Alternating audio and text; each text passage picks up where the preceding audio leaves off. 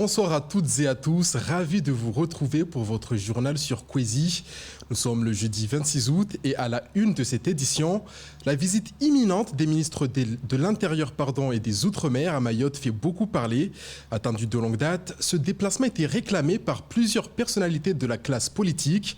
Parmi la population, en revanche, l'opinion est divisée entre ceux qui voient dans cet événement un réel espoir pour l'avenir du département et d'autres plus fatalistes.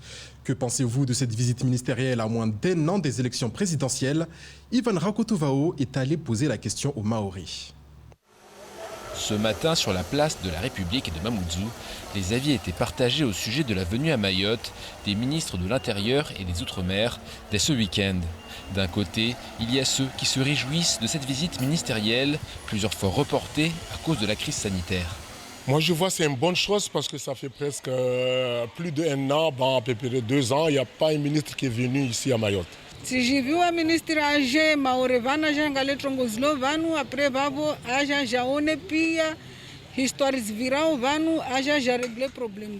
Mayotte c'est un peu oublié et le fait qu'ils viennent, j'espère qu'il va arranger les choses. D'autres personnes sont en revanche moins optimistes, voire fatalistes, et craignent que ce déplacement ne soit suivi d'aucun résultat. Les ministres là, on est content lorsqu'ils viennent à Mayotte, mais après on entend quelque chose, il y a beaucoup de demandes pour le Maoré, mais il n'y a rien qui se fasse. J'ai perdu confiance complètement et je ne pense pas que si jamais il y a du changement, je peux encore faire confiance.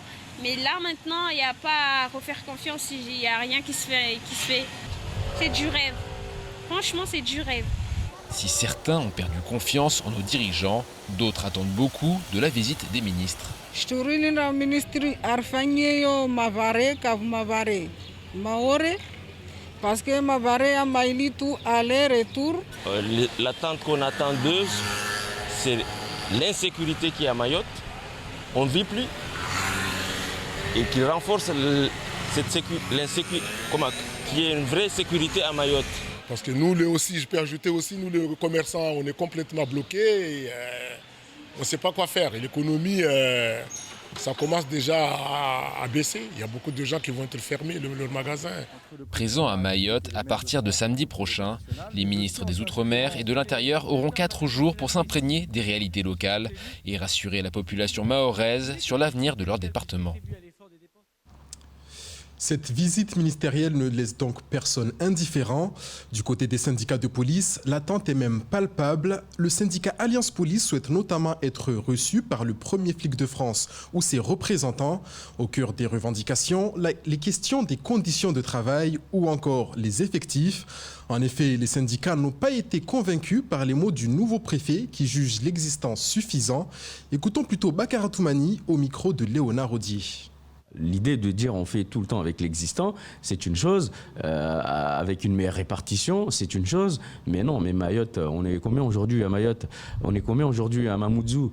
La délinquance, elle évolue combien? Combien on a d'individus qui sont dans la nature? Combien prennent les barques pour se barrer dans les îles voisines? Donc non, on a besoin de monde, on a besoin de formation. D'ailleurs, la nouvelle autorité qu'on a aujourd'hui au sein de la DTPN, le chef, a fait en sorte à ce que les policiers de terrain puissent être formés assez rapidement. Parce que la formation, pour nous, Alliance Police Nationale aussi, c'est un sujet important. En plus de monde, il nous faut du monde formé. Donc, il faut former ceux qui sont ici, la formation continue, mais il faut aussi qu'on récupère des gens en métropole motivés via les viviers. C'est important. Il nous faut une structure de formation. La structure de formation, elle permettrait d'abord la cohésion entre les effectifs, mais aussi qu'à chaque fois qu'on a des opérations compliquées, qu'on puisse par la suite évacuer tout le stress qui est imprégné au sein de cette structure. Les structures, j'ai entendu le ministre de l'Outre-mer en parler, à quand le grand commissariat de Mamoudzou? On peut se poser des questions. L'éducation maintenant, depuis mardi, les élèves de toute l'île retournent sur les bancs de l'école. Aujourd'hui au lycée de Sada, ce sont ceux de la toute récente classe préparatoire aux grandes écoles qui effectuaient leur rentrée. Une entrée en matière singulière pour les nouveaux bacheliers qui ont eu l'honneur de recevoir la visite du recteur. Reportage. Aujourd'hui, c'est la rentrée pour la classe préparatoire aux grandes écoles du lycée de Sada. Une première journée de cours spéciale pour la classe qui reçoit la visite du recteur Gilles Albou. Des élèves qui livrent leurs impressions aux prémices du long parcours qui les attend. Ça se passe bien, la prof elle est très gentille, elle nous a bien expliqué, que ça allait être dur, qu'on devait faire des efforts, mais qu'elle allait nous accompagner à travers ce trajet pour qu'on réussisse parce que c'est ce qu'ils veulent en fait. Plus tard, je voudrais tout d'abord intégrer une ENS à Paris, une école normale supérieure, et par la suite entrer dans une grande école de commerce et pour au final soit revenir à Mayotte pour pouvoir aider au développement de notre île. Avant de partir à l'aventure au sein des grandes écoles nationales, les jeunes Mahorais auront au moins 2 ans pour s'y préparer. Et pour ce faire, comptez sur le corps enseignant pour les soutenir.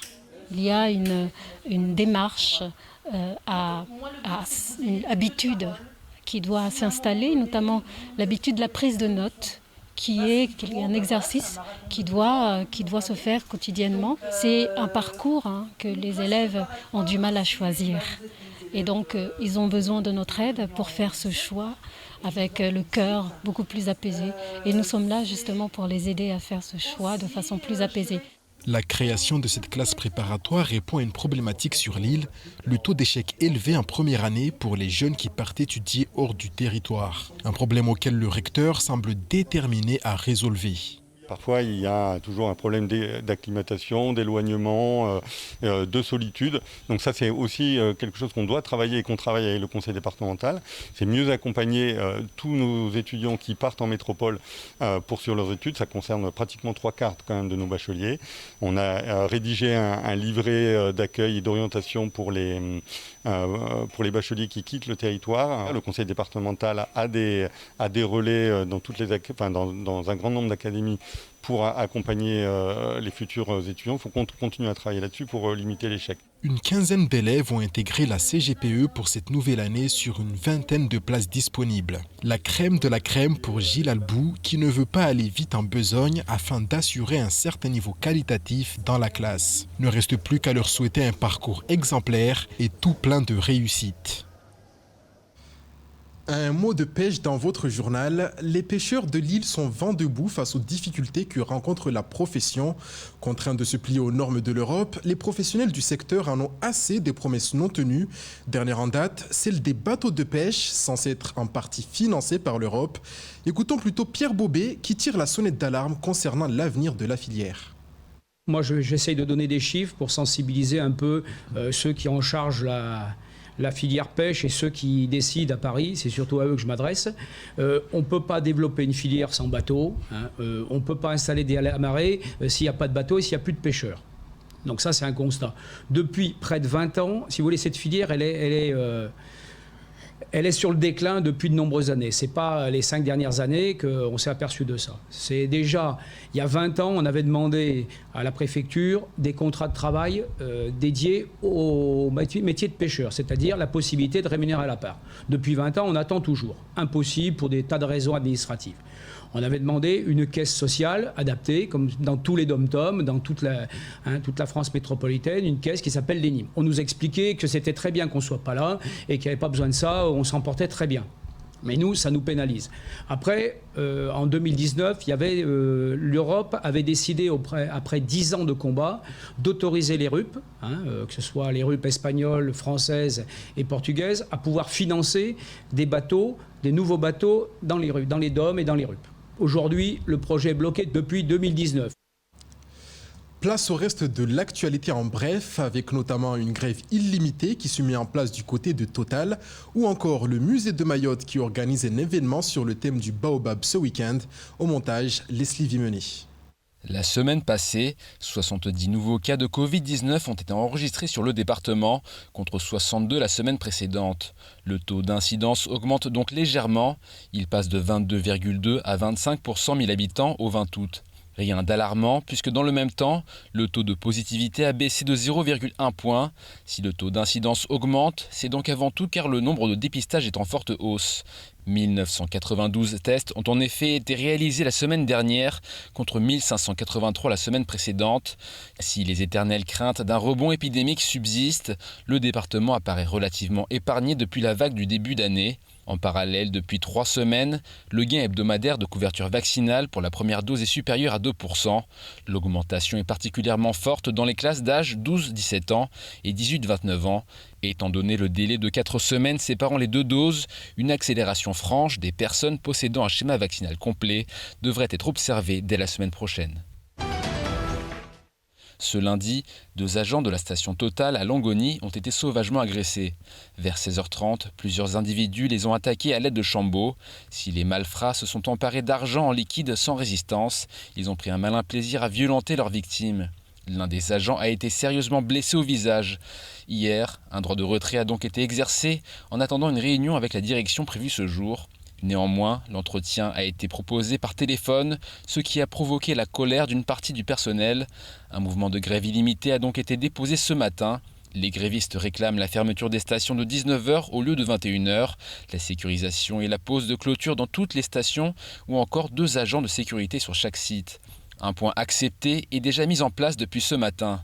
Les grévistes réclament également une augmentation des salaires à hauteur de 5%, une prime Covid de 1 000 € ou encore la mise en place du compte personnel de formation. Contactée, la direction de Total n'a pas souhaité réagir. Ce samedi 28 août, le musée de Mayotte accueille le public dans le parc de la résidence des gouverneurs. Le thème de ce samedi du MUMA n'est autre que les baobabs de Mayotte. L'événement va permettre de valoriser ce patrimoine naturel exceptionnel, Mayotte étant le seul territoire français à avoir des baobabs. Plus de 2000 baobabs se sont développés principalement le long du littoral. 2 espèces sont présentes, le baobab africain et le baobab malgache, faisant de l'île la seconde terre de diversité des baobabs au monde, après Madagascar. Cet arbre sert pour les soins, l'alimentation, l'agriculture et les croyances mahoraises. Samedi, Raïma Fadoul animera une conférence sur les enjeux autour du baobab, notamment les menaces qui pèsent sur l'espèce. Divers ateliers seront également au menu afin de découvrir des usages parfois inconnus ou oubliés, des histoires et des légendes autour de symboles du territoire. Et voilà qui met fin à votre JT. À suivre sur KTV la programmation de la semaine au cinéma de Chirongui. Demain, rendez-vous avec Ivan Rakotovao pour tout connaître de l'actualité locale. Je vous souhaite de passer une excellente soirée. Ou Kwahayri.